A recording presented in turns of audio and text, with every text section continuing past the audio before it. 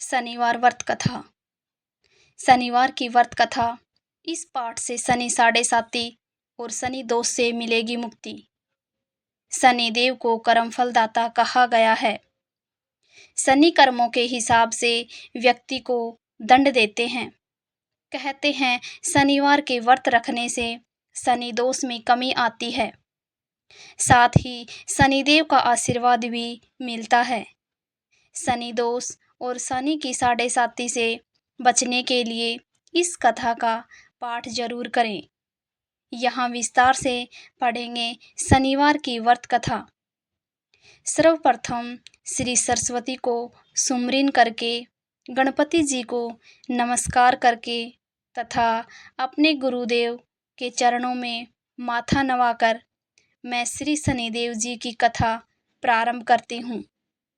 यह शनिदेव जो मनवांछित कार्यों को सफल बनाने वाले हैं तथा जिन्हें सकल नर नारी और 33 कोटि देवता योगीश्वर मुनीश्वर ध्याते हैं, वही देव मेरी त्रुटियों को क्षमा करें और मुझे अपनी शरण में लें। मेरे मन में आपके प्रति अगाध प्रेम है। यह बात सर्वविदित है कि जो लोग शनिदेव को ध्याते हैं उनके सकल मनोरथ सफल होते हैं तथा जो ऐसे देव को भूल जाता है वह इस संसार में महान दुख पाता है, नरकगामी होता है और अगले जन्म में पशु की योनि में जाता है। जो कथा मैं तन मन से कहने जा रहा हूँ उसे आप भी सच्चे मन से ग्रहण करें। एक बार संसार में चहुं ओर पूजे जाने वाले नवग्रह एक स्थान पर एकत्र हुए, परस्पर विविध 4 प्रकार से वार्तालाप करने लगे। जब बात घूमती हुई उस स्थान पर आ पहुंची कि हम नवग्रहों में से सबसे बड़ा और सर्वाधिक पूजनीय कौन देव हैं, तो प्रत्येक ग्रह देवता स्वयं को बड़ा कहने लगे। इस बात पर जब बहुत देर तक वाद विवाद होता रहा और कोई निर्णय नहीं हो सका, तो यह तय हुआ कि चलकर इंद्र से इसका निर्णय कराना चाहिए। अतः वह 9 के 9 ग्रह इंद्रदेव के समकक्ष उपस्थित हुए। उन सब की बातें सुनकर इंद्रदेव भी सोच में पड़ गए। किसे छोटा कहूँ और किसे बड़ा, किसकी श्रद्धा के पात्र बने और किसके कोप के भाजन। अंत में सोच समझकर निर्णय न करते हुए वह बोले, मैं अल्प बुद्धि इस बात का निर्णय करने में असमर्थ हूँ। मुझे तो आप सभी बड़े नजर आते हैं और मैं सभी का आदर सम्मान भाव से करता हूँ। इस पर नवग्रह संतुष्ट नहीं हुए और हठ करने लगे कि इसका निर्णय आपको अवश्य करना चाहिए।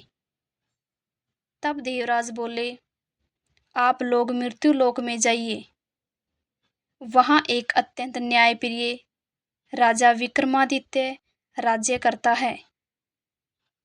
आप उनके पास जाइए, वह अवश्य आपका कोई न कोई उचित निर्णय करे देगा। इंद्र से निराश होकर नवग्रह मृत्युलोक में जाने को तत्पर गए। देवराज इंद्र ने जब उन्हें वहां जाते देखा तो प्रसन्न होकर चैन की सांस ली। इस धर्म संकट से निकलना उनके लिए सचमुच ही कितना दुआधार था। पर अपनी चतुराई से अपने ऊपर आए संकट को राजा विक्रमादित्य पर टाल दिया। उज्जैन नगरी की इन दिनों सारे ही भारत में थाक थी। एक तो वहां राजा विक्रमादित्य के दरबार में बड़े बड़े ज्ञानवान लोगों का सम्मेलन होता रहता था। दूसरे उस न्यायप्रिय राजा के न्याय से उज्जैन नगरी का सारे भारत में डंका बजता था। स्वर्ग में जब नवग्रहों का निर्णय न हो पाया तो वह अपने अपने विमानों पर आरूढ़ हो मृत्युलोक में आ पहुँचे। ठीक उस समय जब राजा विक्रमादित्य का दरबार ठसाठस भरा हुआ था, तब नवग्रह वहां जा पहुंचे। नवग्रहों को इकट्ठे देखकर विक्रमादित्य अपने सिंहासन से उठ खड़े हुए और सभी देवों को सम्मानपूर्वक आसन ग्रहण करने को कहा। किंतु राजा के इस सम्मान को किसी भी ग्रह देवता ने स्वीकार नहीं किया। तब विक्रमादित्य ने प्रश्नवाचक दृष्टि से उनकी ओर देखा तो बृहस्पति देव ने आगे बढ़कर दृढ़ स्वर में कहा, हे राजन, हम यहाँ पर तब तक आसन ग्रहण नहीं करेंगे जब तक कि आप हमारा यह निर्णय नहीं करेंगे कि हम लोगों में सबसे बड़ा कौन है। राजा अपने ऊपर आए इस धर्म संकट को देखकर पल भर तो घबरा गया, परंतु शीघ्र ही उसने स्वयं को संभाल लिया। उसने अपने मन में एक युक्ति सोच ली।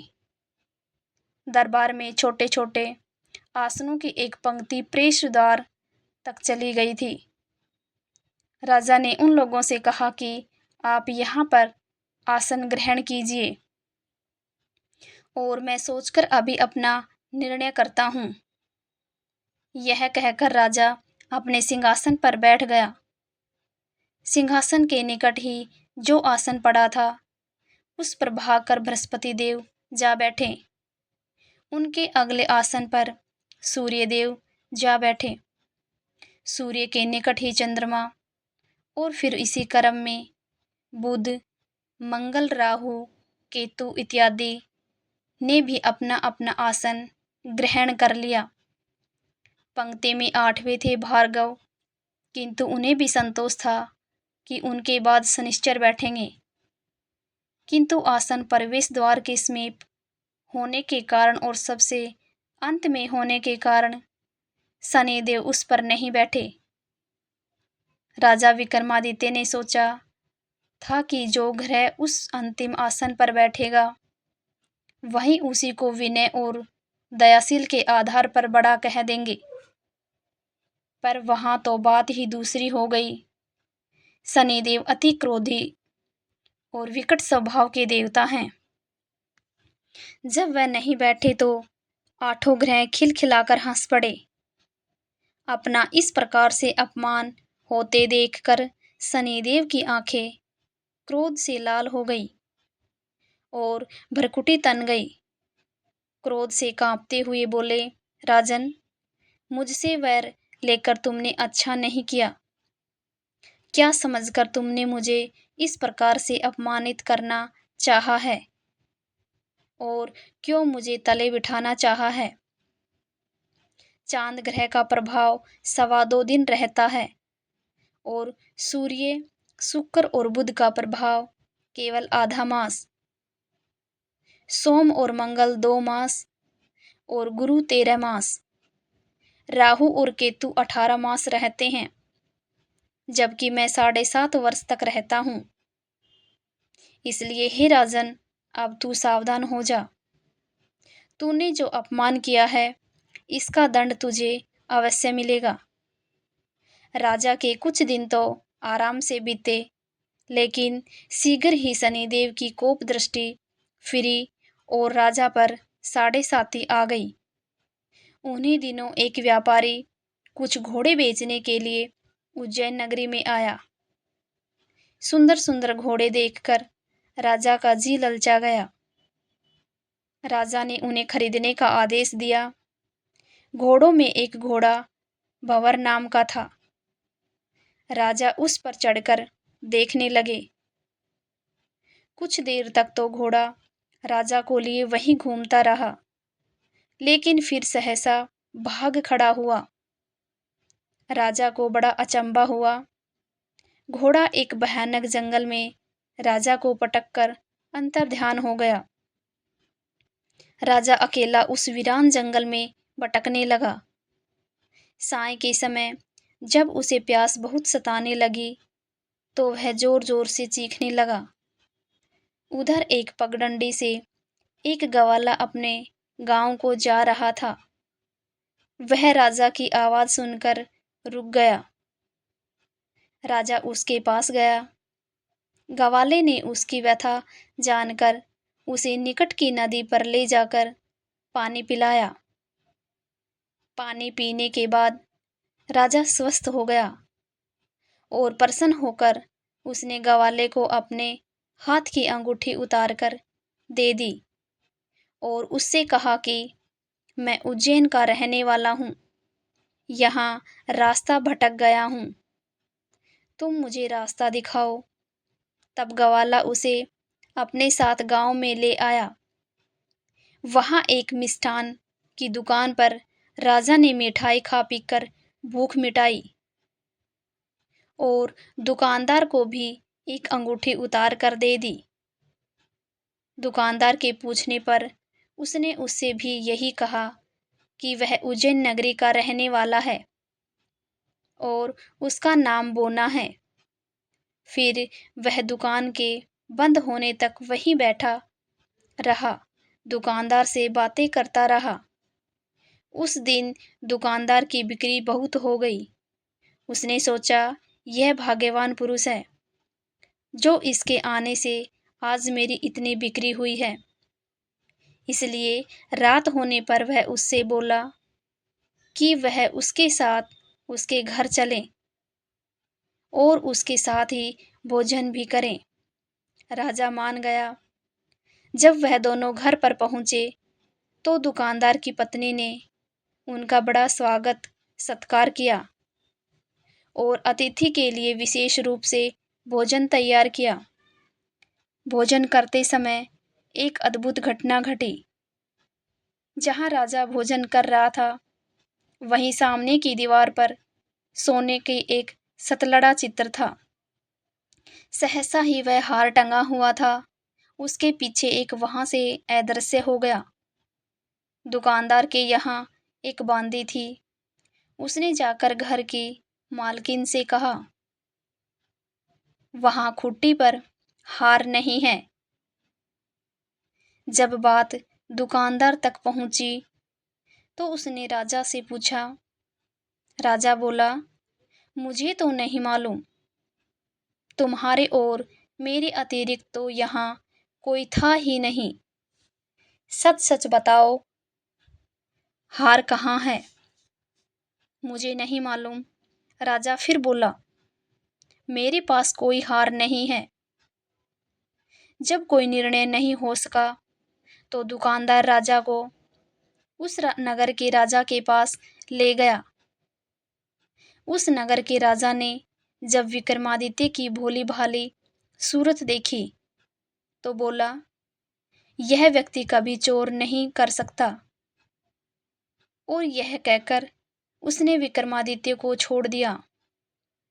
विक्रमादित्य जब उस नगरी में यूं ही इधर उधर घूम रहा था, तब उस नगर के एक तेली ने उससे कहा कि वह उसके यहाँ काम कर ले तो उसे वह रहने को स्थान और खाने को सामग्री भी दे देगा।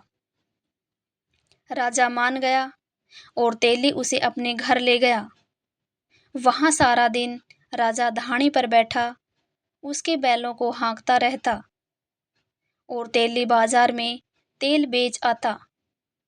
जब वर्षा ऋतु आई और मूसलाधार वर्षा होने लगी, तब धाणी पर बैठे हुए विक्रमादित्य ने मौज में आकर ऊंचे ऊंचे स्वर में राग आलापन आरंभ कर दिया।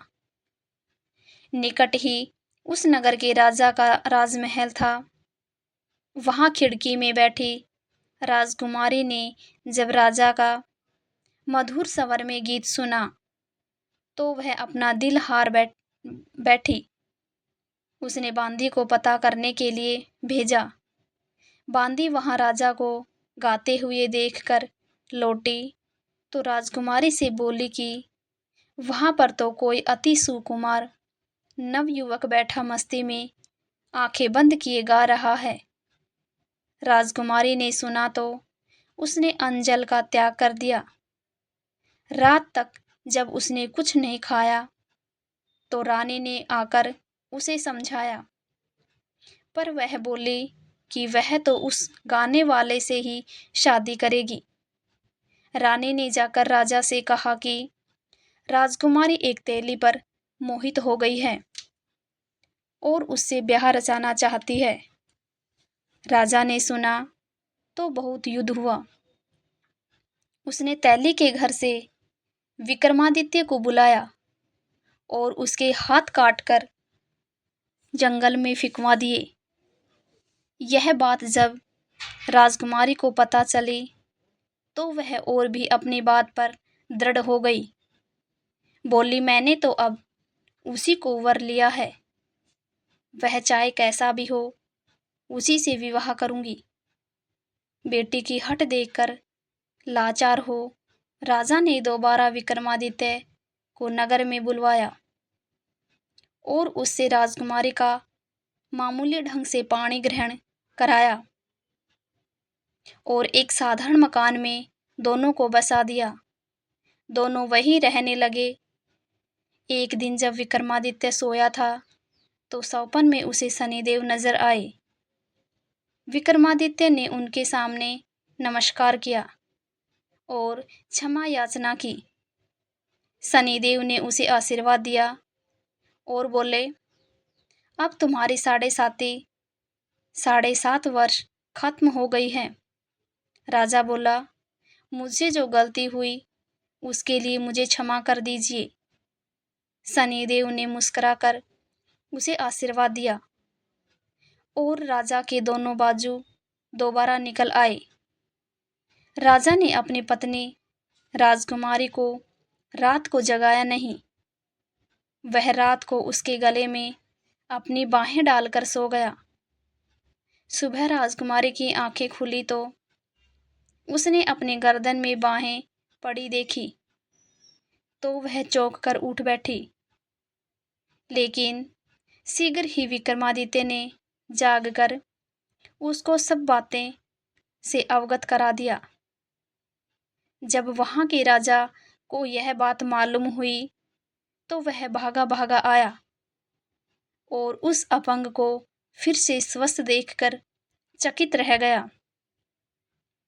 उसको भी विक्रमादित्य ने यही कहा कि यह सब शनिदेव की कृपा का फल है और विक्रमादित्य ने अपना वास्तविक परिचय भी उस राजा को दिया और सारा किस्सा विस्तार से सुनाया।